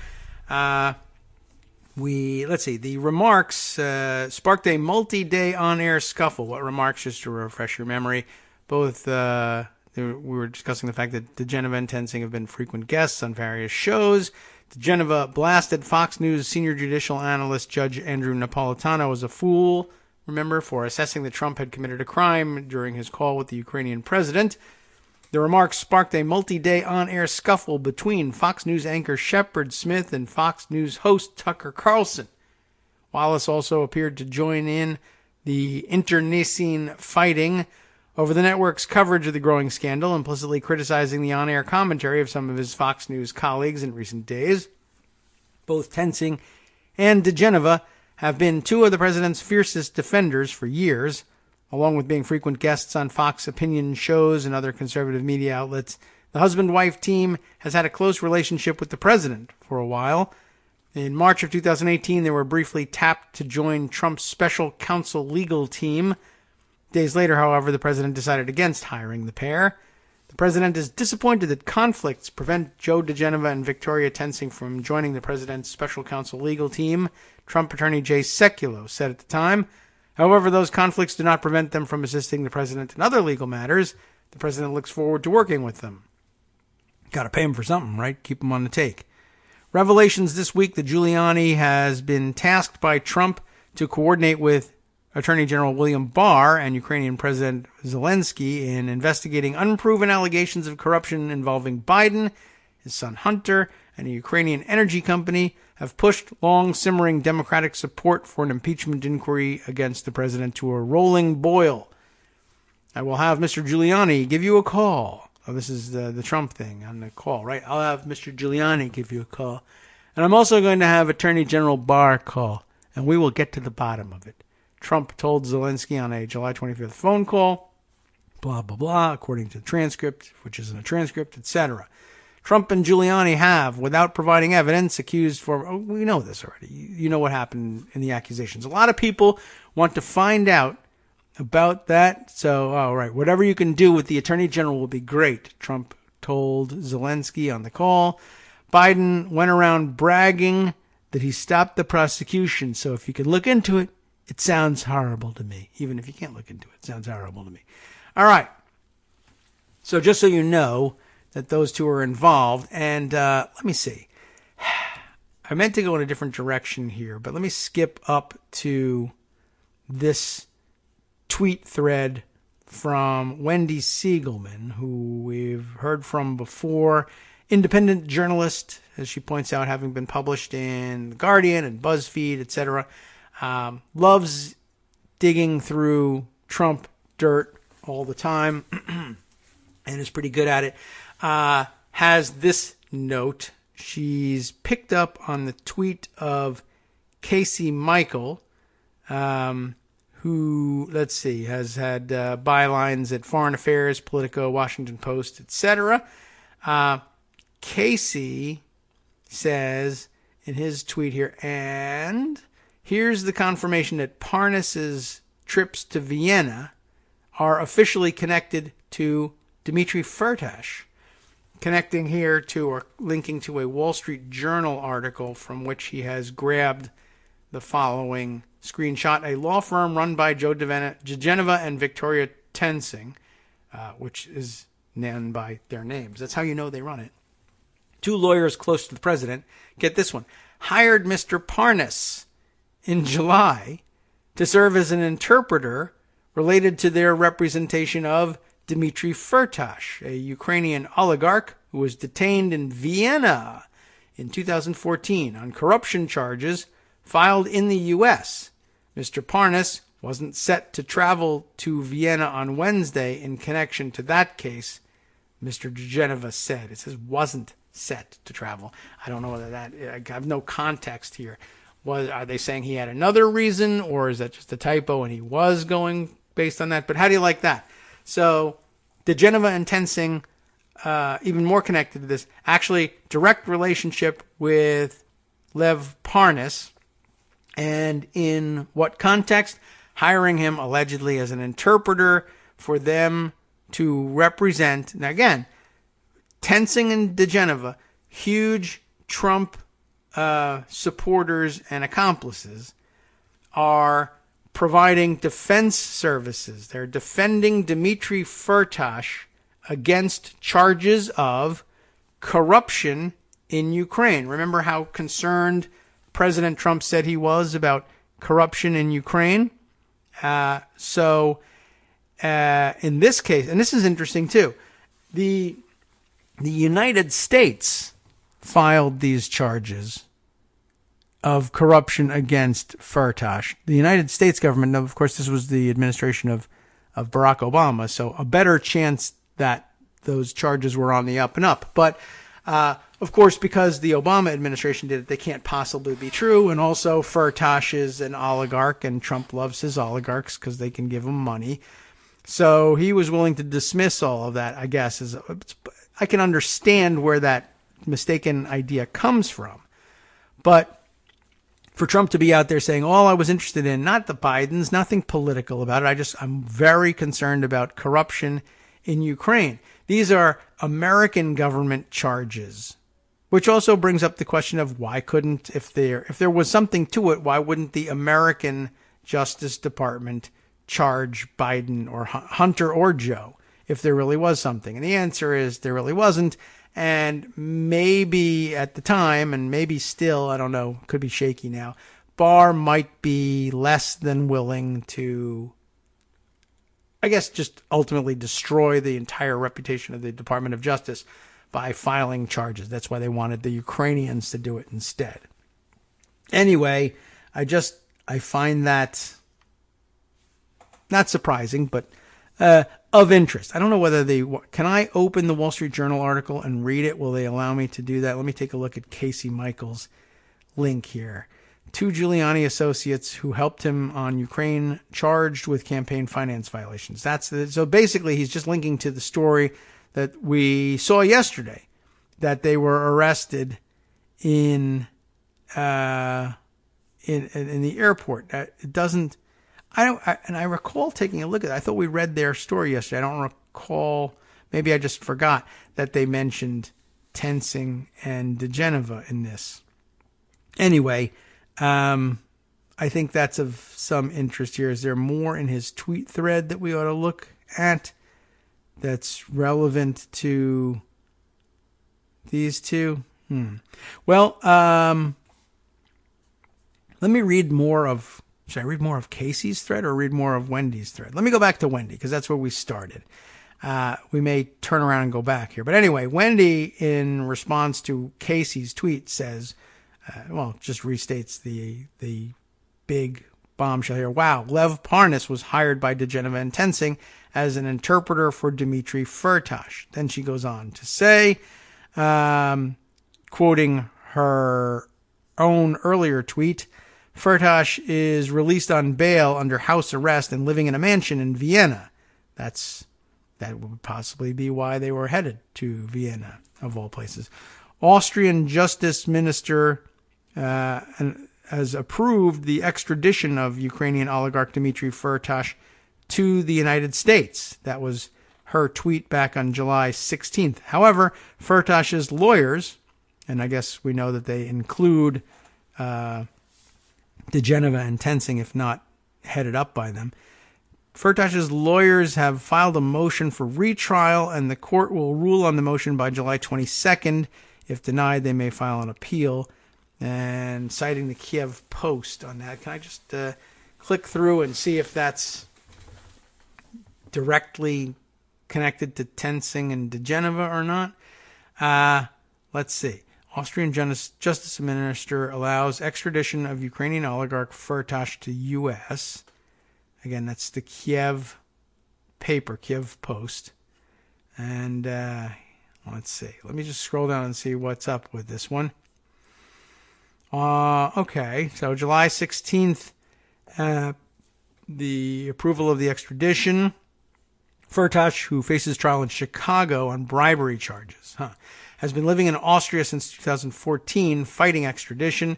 The Supreme Court of Austria allowed the extradition of Firtash on June 25th. However, the oligarch isn't going to the U.S. yet. His lawyers have filed a motion for retrial. The court will rule on the motion by July 22nd. I don't know what happened there. If the motion's denied, I guess so, the lawyers may file an appeal, according to the Austrian media. Firtash was first arrested in Vienna in March of 2014, released on $174 million bail on the condition that he stay in the country.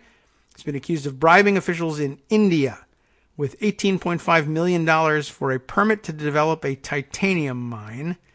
He allegedly planned to sell titanium to Boeing, the American airplane manufacturing giant. Firtash has denied any wrongdoing. The tycoon was once an ally of ousted Ukrainian President Viktor Yanukovych and had business links to U.S. President Donald Trump's ex-campaign manager, Paul Manafort. A construction deal Manafort pursued with Firtash failed. Firtash still owns Group DF, Dmitry Firtash, a conglomerate that includes regional gas distribution companies, titanium and fertilizer plants in Ukraine. The group also controls several Ukrainian television channels, including one of the most watched stations, Inter. On June 23rd, a Chicago judge refused to dismiss the charges against Firtash. Okay, so some more backgrounder there. Back to Wendy's thread about this. Is there... No, I got to click back again to the original thread. Let's see. Next up in the thread was, again, she's connecting this by retweeting many of her own old retweets, some from as far back as July, some from recent in the last couple days of October. So what do we got here? First, Parnas was hired by Digenova and Tensing as an interpreter for Dmitry Firtash. Then Firtash and his case and why the fact that he's in Vienna and maybe answering why they were headed to Vienna.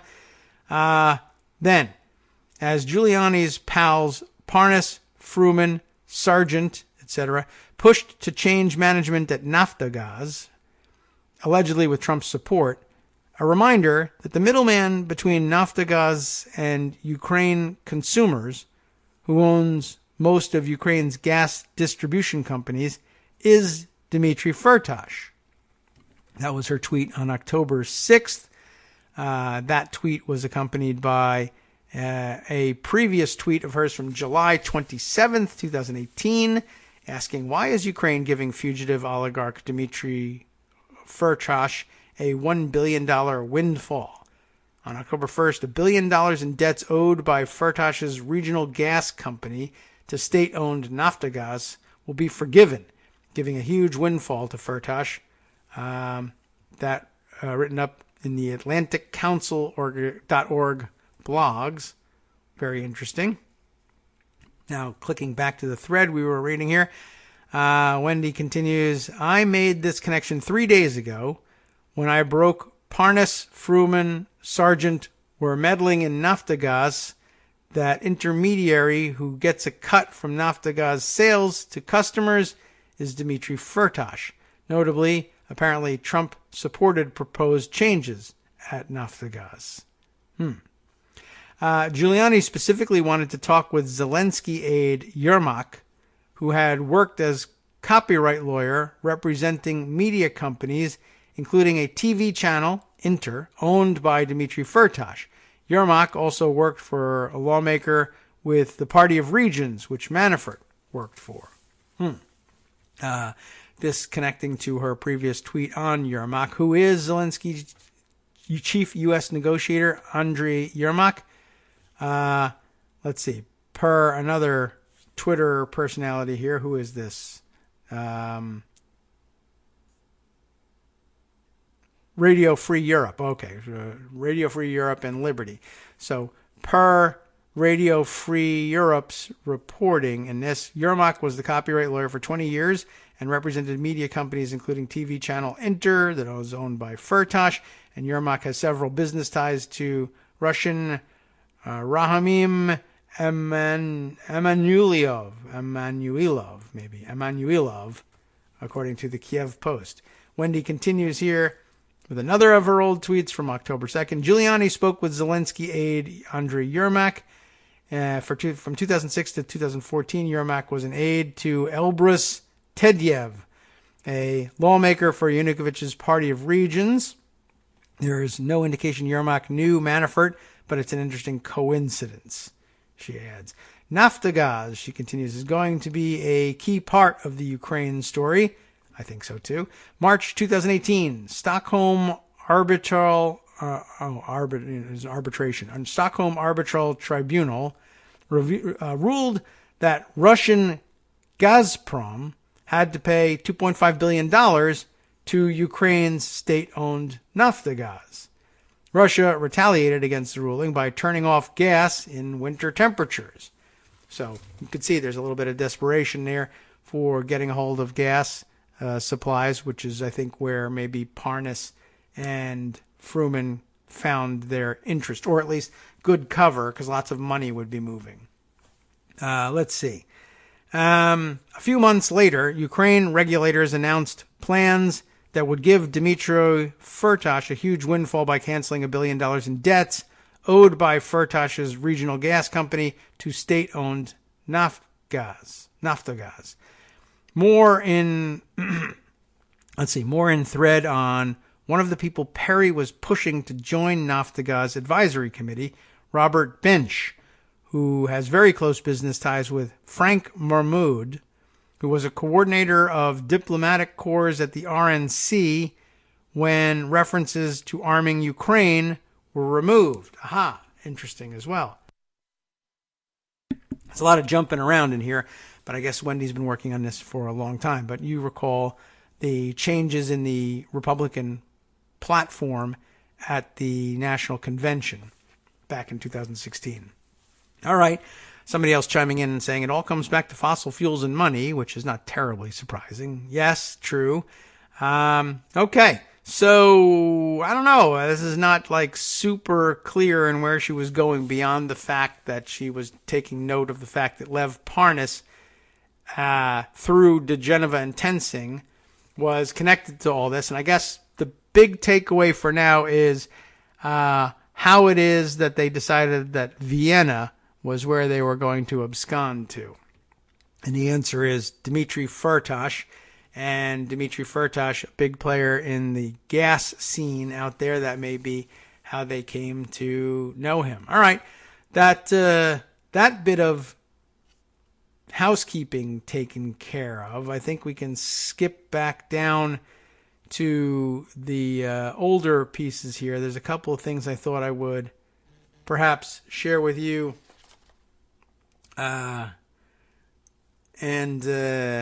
Let's see. There are a couple of articles. I meant to go in a totally different direction, but I had to go back and fill in the gaps about the Vienna connection here. All right. Let's see. Down here, there were definitely a couple of things that I thought I should bring up. Yes. One of the things about Rudy Giuliani. This is a short thing, I think. I meant to bring this up the other day. just thought it was interesting. Just file it with Trump and check the paperwork complaints. Who is this? This is, I don't know who that is. Asin Torabi. I am not familiar with him, but he happened to make an interesting catch here in one of Giuliani's, I guess this was from back in October 6th, Giuliani's appearance on Fox News. Rudy Giuliani holds up what he claims are 3 affidavits, but is actually a printout of a right-wing blog site. Later in the interview, he reads portions from the blog site printout as if they are from affidavits. I mean, it's not a long piece of video here, but I guess so. He does the whole "I have here in my hand" kind of thing. Legal affidavits alleging the following, and it's really just a bunch of crap from a right-wing news site or blog.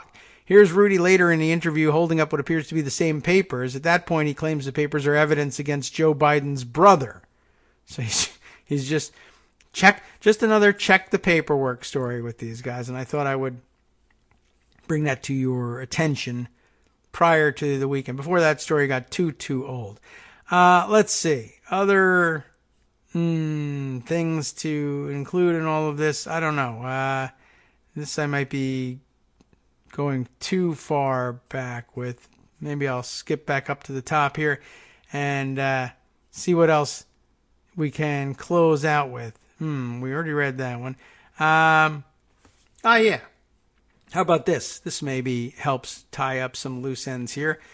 I'm at a loss for exactly how much stuff we can and should include in all this.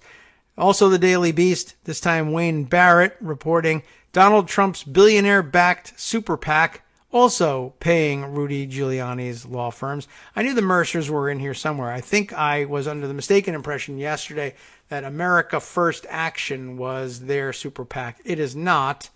It is still a place run for and by right-wing lunatics on wingnut welfare, but their super PAC, which the one I was thinking of was the one that they originally started to back Ted Cruz with, and then switched over to Trump and changed the name. Anyway, it's still in operation, and this time they're using it to send money to Rudy Giuliani, who's, of course, quote-unquote, working for free with respect to Trump. Once again, Trump gets everyone else to pay for everything. Robert and Rebecca Mercer's operation, the subheader says, has also been sending money to the operations of the former New York City mayor turned huge Trump supporter. That, of course, Rudy Giuliani. Make America Number One. That's the amazingly stupid name for the PAC. The pro-Trump super PAC, controlled by hedge fund billionaire Robert Mercer and his daughter Rebecca, has paid law firms associated with Rudy Giuliani $563,003 in 2015 and 16. The PAC, originally called Keep the Promise One, supported Ted Cruz before shifting to Donald Trump after he secured the Republican nomination. This is an old piece here. Okay, so it says this spring. This is it was last updated in April of 2017. But I guess an important part of the picture, I must have picked it up in passing on Twitter, just to help answer the question, how is Rudy actually operating if he's not getting paid by Trump? And I guess the answer is other wingnuts funnel money into him. Okay, wonder what he did for them at that point. Let's see. It began paying Bracewell and Giuliani for legal and compliance services in June of 2015. Stopped using Bracewell a couple of weeks ago after Giuliani left the firm in January, so it was clearly a sop to Giuliani.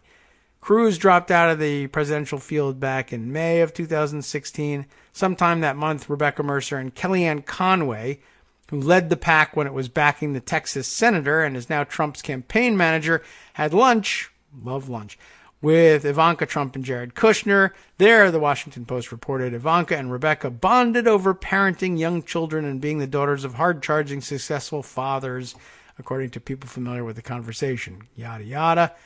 Also in May, on the 12th, the PAC retained Giuliani's new firm, Greenberg and Traurig, initially paying about $100,000, $99,470 for legal and compliance services. In June, The PAC changed its name and aligned itself squarely with Trump. On its website, the group described itself as supporting conservative principles. Oh, who cares, really? And they included defeat crooked Hillary in there as well. Fantastic. So, okay.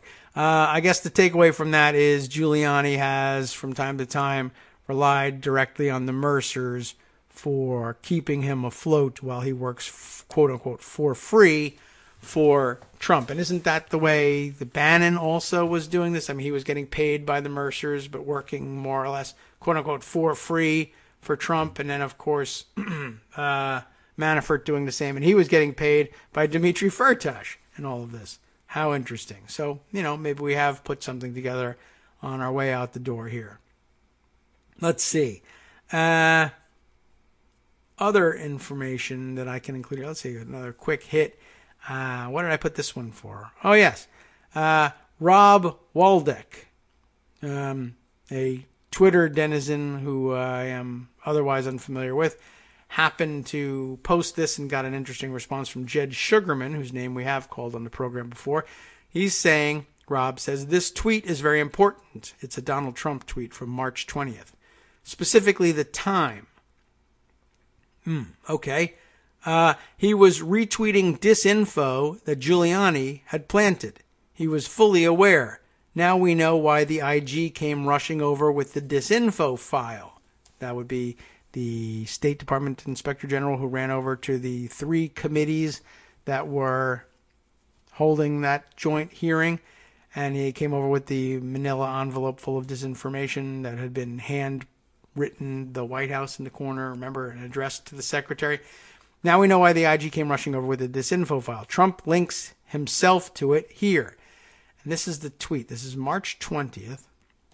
I don't know if he meant the time like March 20th or the time of the tweet 1040 as, yeah, I guess maybe that is that during the Sean Hannity show because he's talking about what's happening there. The tweet reads, quote, John Solomon, the guy we were just discussing a few minutes ago, leaving the Hill after having, possibly irreparably damaged their reputation, if that's even possible. John Solomon, as Russia collusion fades, Ukrainian plot to help Clinton emerges. I guess that must have been the topic of John Solomon's appearance on the Sean Hannity program of March 20th, 2019. Is 1040 when Hannity is on the air, or was he watching it on TiVo? Anyway, that's the important tweet that Rob is calling out here. It's very important, specifically the time. He was retweeting disinfo Giuliani had planted, I guess with Solomon, who then went on Hannity's show and spouted that out. Jed Sugarman responding to this. Jed is the law professor at Fordham University, who says, interesting observation. For more background, see this timeline. Serious questions for the Hill and what role John Solomon plays in the world. Journalist or co-conspirator? Interesting. We won't have time to sort through the entire timeline because it's a very long and detailed one. And of course, we are also out of time for the show. But this is over at the Just Security website. Viola Ganger, G-I-E-N-G-R, Ganger, I don't know. And Ryan Goodman put this one together. And wow, it's a long one, beginning with November 2013 political revolution in Ukraine and running all the way through the current events following the whistleblower report. So I don't know. We're not going to be able to get through all of that, obviously, but I'll include it for you, and you can read through it perhaps on your own, or at least be aware that it exists out there. Let's get our closing music underway here and close it out for the day and for the week. It's been a chaotic one, so Friday, sometimes it's easy to do as a thematic show. Sometimes it falls into place at the end just by reading what we've missed out on. But all of those things were things that had little check marks in my mind for things I wanted you to know them earlier. But when the weekend comes, stories blow up. And so far, we've got a pretty good track record on keeping you smart so that you know what's going on. And as the news breaks, you can say, oh, yeah, I heard something about that on the show. What else do you need to hear about? Well, I'll tell you what you can hear and where you need to hear it, and that's with Justice Putnam on the West Coast Cookbook and Speakeasy next. Let's see if we can get all this in here. With the arrest at Dulles Airport, prominent conservatives exclaim, "There comes a tipping point," where you look at this and say, "My country first," and the party comes second. We'll find out who, if anyone, actually said that. Next, on the rest of the menu, invited to a White House event, an anti-immigrant Texas sheriff stated that ICE stands between good and evil. Not really, it stands with evil. A North Carolina sheriff banned unmarried staff from living with their partners, then later refused to answer why he changed his mind. And described as international flight risks, a federal magistrate ordered Giuliani henchmen Parnas and Fruman held in custody. From Daily Kos Radio on networksradio.com. You have been listening to the Kagro in the Morning Show with David Waldman. There's more to come, as usual, from the international front. Let's see. India's Modi and China's Xi eye new border security steps during a summit in talks in New Delhi today. And the United States has partnered with Greenland, amazingly enough, to assess the Arctic island's vast mineral resources. We're going to buy it.